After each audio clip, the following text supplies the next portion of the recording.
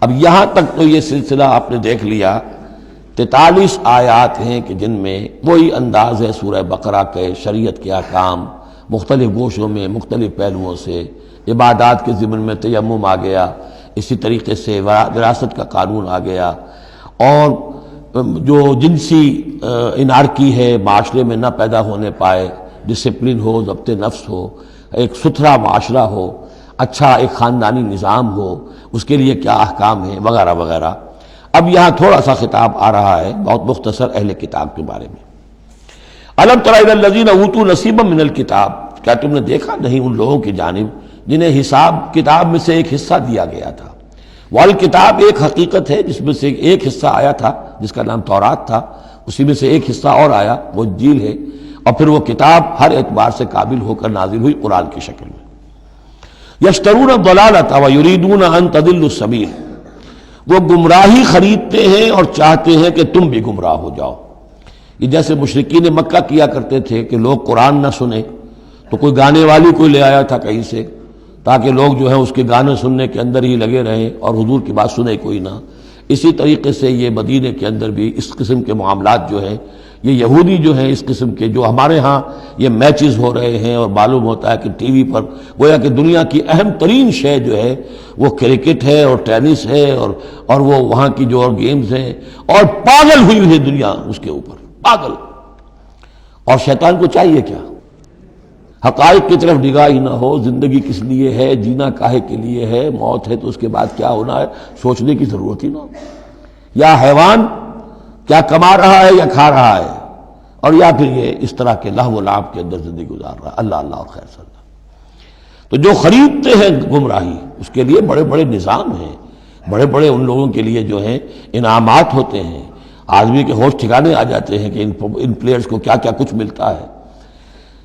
وَيُرِيدُونَ أَن تَضِلُّوا السَّبِيلَ، وہ یہ چاہتے ہیں کہ تمہیں سیدھے راستے سے، راہ حق سے منحرف کر دیں۔ وَاللَّهُ أَعْلَمُ بِأَعْدَائِكُمْ، اللہ تمہارے دشمنوں سے خوب واقف ہے۔ وَكَفَىٰ بِاللَّهِ وَلِيًّا، اور وہ کافی ہے تمہارے ولی اور پشت پناہ ہونے کی حیثیت سے، لیکن ظاہر بات ہے کہ تم اس کا کہنا مانو گے تب نا۔ وَكَفَىٰ بِاللَّهِ نَصِيرًا، اور مددگار ہونے کے اعتبار سے بھی وہ کافی ہے۔ مِنَ الَّذِينَ هَادُوا يُحَرِّفُونَ الْكَلِمَ عَن مَّوَاضِعِهِ، ان یہودیوں میں سے ہی وہ لوگ ہیں کہ جو کلام کو اس کے اصل مقام سے پھیرتے ہیں۔ وَيَقُولُونَ سَمِعْنَا وَعَصَيْنَا، یہ ہم پڑھ چکے ہیں، کہتے ہیں ہم نے سنا اور ہم نے نہیں مانا۔ بظاہر یہ کہ سمعنا وَأَطَعْنَا کہہ رہے ہیں، حقیقت میں سمعنا وَعَصَيْنَا۔ وَاسْمَعْ غَيْرَ مُسْمَعٍ، اور وہ حضور سے یہ بھی کہتے تھے گستاخ نہ سنیے، نہ سنا جائے، نہ سنے۔ یہ چپکے سے کہہ دیا کہ ہمیں کوئی آپ کو سنانا بھی مطلوب نہیں ہے خاص۔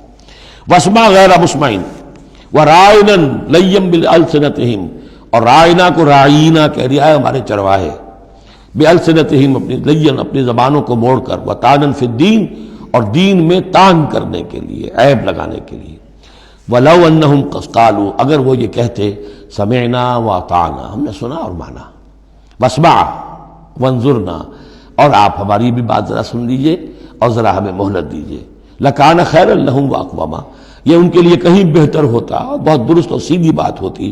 وَلَكِنْ لَعَنَهُمُ اللَّهُ بِكُفْرِهِمْ، لیکن اللہ نے تو ان کے کفر کی وجہ سے ان پر لعنت کر دی ہے۔ فَلَا يُؤْمِنُونَ إِلَّا قَلِيلًا، تو اب وہ ایمان لانے والے نہیں ہیں مگر شاذ کوئی۔ یا ایھا الذین اوتوا الکتاب آمنوا بما نزلنا مصدقا لما معکم، اب یہاں پر اس لعنت و ملامت کے ساتھ ہی وہ دعوت بھی ہے۔ یہاں پہ جو چیزیں ملی ہوئی ہیں، جیسے کہ ہم نے دیکھا سورہ بقرہ اور آل عمران میں، وہ علیحدہ علیحدہ مقامات تھے۔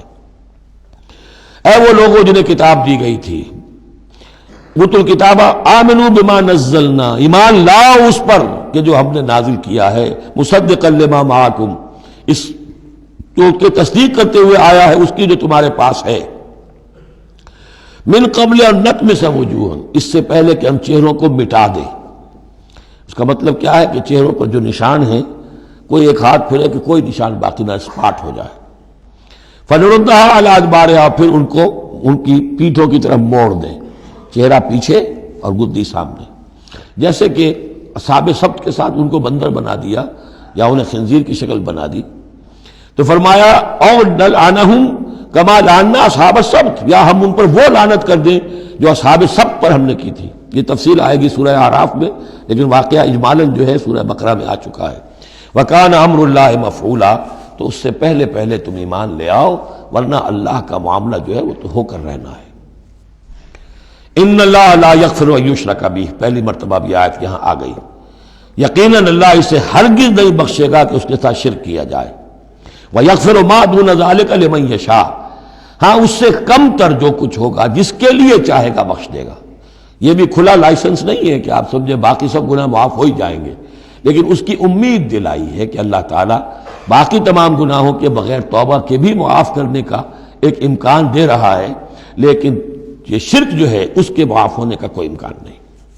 وَمَن يُشْرِكْ بِاللَّهِ فَقَدِ افْتَرَىٰ اِثْمًا عَظِيمًا، اور جو اللہ تعالیٰ کے ساتھ شرک کرتا ہے اس نے تو بہت بڑا طوفان باندھا ہے۔ اللہ تو ایک اللہ ہے، اس کے ساتھ جس کا بھی آپ تذکرہ کرتے ہیں جھوٹ ہے، افتراء ہے، بہتان ہے، اور اس کے سوا کچھ نہیں۔